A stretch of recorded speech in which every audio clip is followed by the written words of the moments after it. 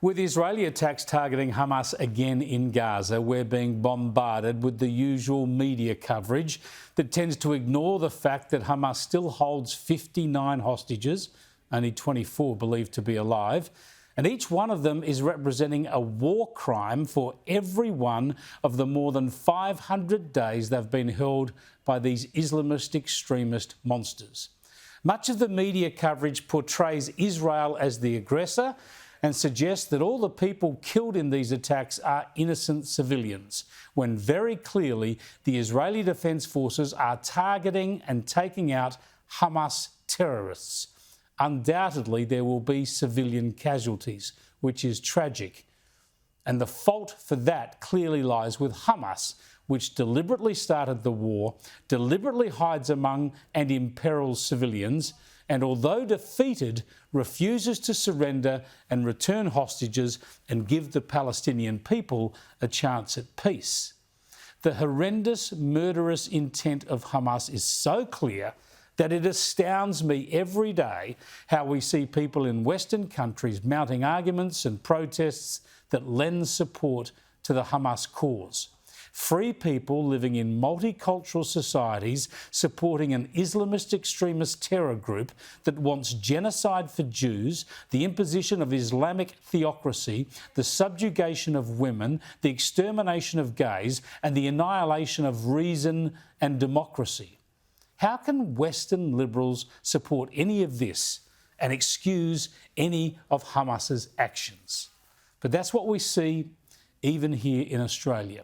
So let me share with you an important report released today in Britain that will get too little attention from most media.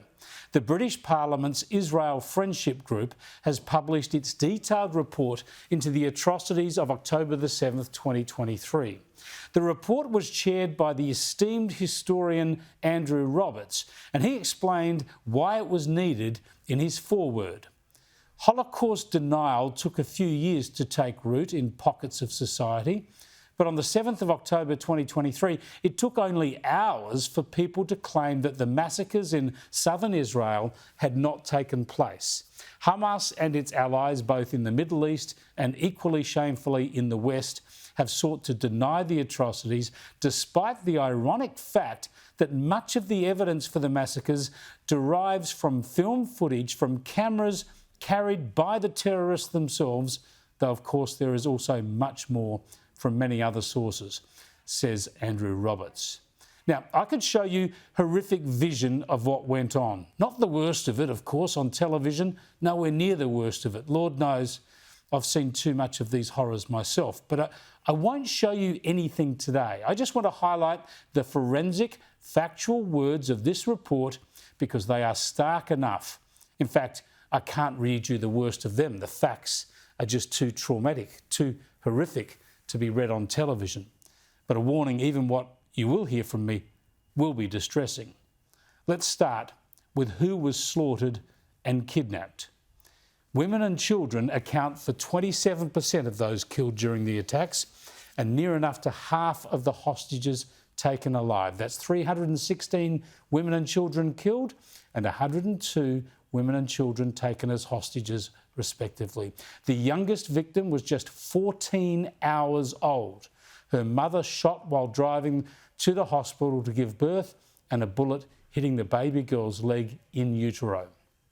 The oldest victim was a 92-year-old Holocaust survivor. Yes, and we know, of course, about the Bibas boys. Kafir and Ariel were killed, along with their mother, Shiri. The boys were 9 months old and 4. Then there were the sexual atrocities. Reports detailed gang rapes, sexual mutilation and assaults on both living and deceased victims. Yeah, they raped and defiled bodies. There was a pattern across various locations of fully naked or partially naked bodies from the waist down that were recovered, mostly women, with hands tied and shot multiple times, often in the head.